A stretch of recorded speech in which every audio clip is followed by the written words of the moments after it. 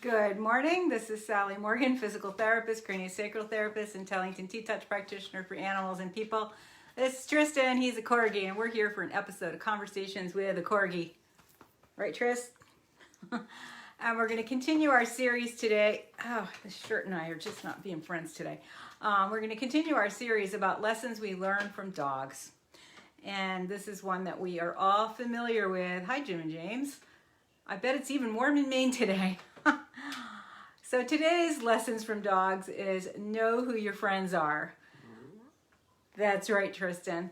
We've all met those people that we didn't really like so much and that came into our homes with our dogs and said, see, I'm a good person. Your dog likes me. And you and I are watching and thinking, that dog does not like you that much.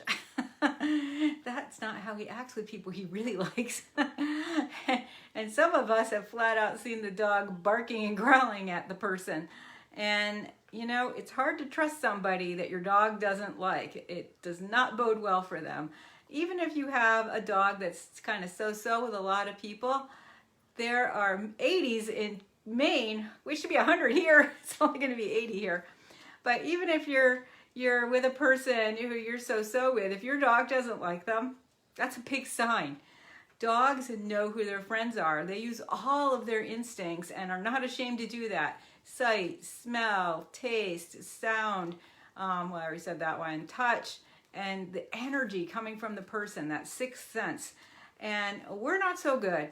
If they look good, we think they're fine, but we might not notice all the other things coming from that person that are giving us not so great signals. So we need to learn from our dogs because dogs know who their friends are. And we've all been walking our dogs, and no matter how friendly your dog is, my dog Comet was super friendly. He liked every person and every dog.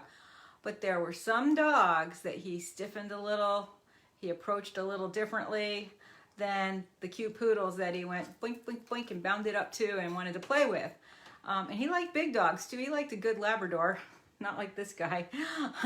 This guy thinks he's in charge of all the Labradors. They all need directions from a Corgi. But, you know, we've all seen different reactions to different dogs from our own dogs. And if you've lived in a household with many dogs, you can see that they learn to live with each other. And so necessarily the first impression may influence their liking for the rest of that dog's life there. But the fact that you're bringing the strange dog into the house and they love and trust you means that strange dog can't be that bad.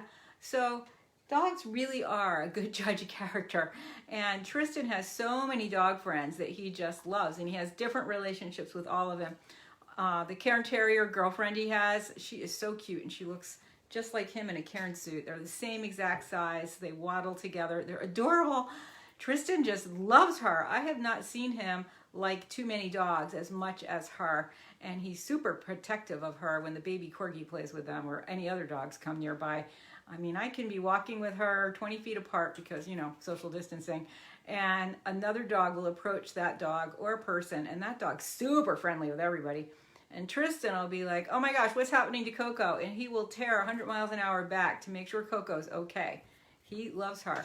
He's got another little pal named Peanut, who's a dachshund, and he and Peanut talk about bromance. They love each other, and they have a combination of eating together, playing together, sleeping together, kissing each other everywhere. It's a little bit like, you know, get a room, guys. But they love each other so much, and they spend a lot of time together. And whenever we take them on a walk, it's like, okay, it's like two little boys going on an adventure at camp. I mean, they just really enjoy each other's company. And then, of course, there's the baby Corgi that Tristan knows.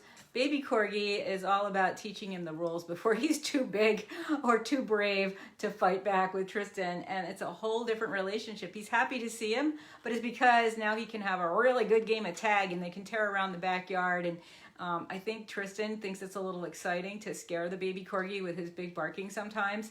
And at some point, Arrow's going to have the courage to say, wait a minute, I'm barking you back. And then it'll be a new relationship. And then he's got another friend who lives up the street who is a doodle, a golden doodle, I think. And although it could be a Labradoodle, I'm not sure. It's a yellow curly haired dog, and she's a big dog, and she's very quiet. Doesn't, walk very fast, not bouncy, not boundy, very good with her mother. Her mother just looks at her and says, lay here and wait, and the dog is down. I mean, and it's not like obedience dog training. They just have a rapport because they walk in nature a lot, and the mom likes to observe wildlife. And so this dog has learned how to be really careful in the woods and wait and not bark and not react to squirrels and bunnies and all that. So we chat a lot because she's a new neighbor, and we have a lot in common. And our dogs were, Tristan especially, kind of barking at each other initially, but they've gotten so used to this kind of quiet chatting with the parents that they lay probably 3 feet apart, and they are not in each other's space, and they have this kind of cordial working relationship like, hey, how's it going? Nice day at the office? Mm-hmm. Chase some squirrels? No, I don't chase squirrels. Oh, me neither. Well, how's it going with the dinner? Oh, dinner's good. Long walk today? Oh yeah, every day. Me too. So they have a very kind of polite relationship, and there's no snarking or barking. Tristan now looks forward to seeing that dog, and he struts a little when they're coming. But it's not the same as Coco, where he bounds over and like kisses her everywhere. And I love that dogs are unashamed to be close to their friends. I mean, when Tristan sees Coco, he doesn't care who's watching. And when he's with his bromance buddy, Peanut, he doesn't care who's watching. He's just having a really good time. And, and Tristan has a relationship with so many of the dogs at my sister's house too. And he's friends with them and different relationships with all of them, but they're all his friends. And so dogs really are experts at knowing who their friends are. Your kids are very protective of each other. See, Jim and James have a lot of Pomeranians, and he says they're very protective of each other, and especially little dogs like that, they get this kind of pack thing going where they know that they're each other's family, and if a big intruder comes up to the house, human, animal, car, moose, they're going to react as a group protective way. So, right, Tristan? So remember that dogs can tell us a lot about our friends, and Tristan, he's funny. I don't know if it's a uniform color or what, but it could be the individual people. He does not really have a good relationship with UPS, although FedEx is paws up. And we don't see either of them all that often, but boy, when the UPS guy stops across the street, there is a lot of barking. And our previous UPS people, and I don't know who this guy is, have not been great people. One of them was my neighbor, and he's really loud and annoying, and he drives too fast on the road, and he's just not a nice guy. So maybe that is where Tristan's UPS distrust comes from. But the FedEx people, who I have to say are in and out of here in a flash, throwing packages everywhere. Tristan's like, ooh, FedEx, could that be something for me? Of course it never is, but he doesn't mind them. So our dogs are a great judge of character. I did know a person once who I was really not so excited about, and she said how much dogs liked her, and I had Comet at the time, and Comet was like, oh, you, and he walked away. There was no interaction.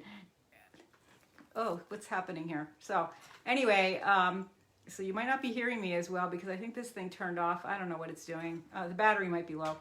Anyway, dogs are really good judges of character, and they can teach us a lot about finding friends and who are our friends and maintaining friendships, because every time they see a friend, it's like they've just met them for the first time and they're in love. So don't be ashamed, especially during this time, to thank your friends, tell them how much they mean to you, and spend time with the people, that are in your life, either with FaceTime on the phone or whatever. Especially this holiday weekend, a lot of us can't travel. I'm sadly, for the first time in over 25 years, not in Provincetown this weekend. So, I'm going to reach out to the people I spend time with there and here, and just make sure that they're a part of my life, because dogs can tell us that we need to be with the people that are our people, our tribe, our pack, our people. Right, Tristan? So thanks for joining us this time for an episode of Conversations with a Corgi. We have a lot more viewers than usual today. It's pretty interesting. Anyway, we're going to take a walk this morning because, as Jim and James said, it's going to be 80s in New England today. And if we don't walk now while it's 70, this poor little guy will get too hot. So everybody have a great time this weekend with your friends and family, and we will be back on Monday for another episode of Conversations with a Corgi, although I do have a grocery run coming. I don't really want to go then. I would like to go next Wednesday because it seems to be a good time to have stuff in the store and no people. So thanks for joining us. Everybody have a great Memorial Day weekend, and think about the animals we've lost across the Rainbow Ridge. That's what Memorial Time is for, and the humans. Thanks for joining us. Have a great day.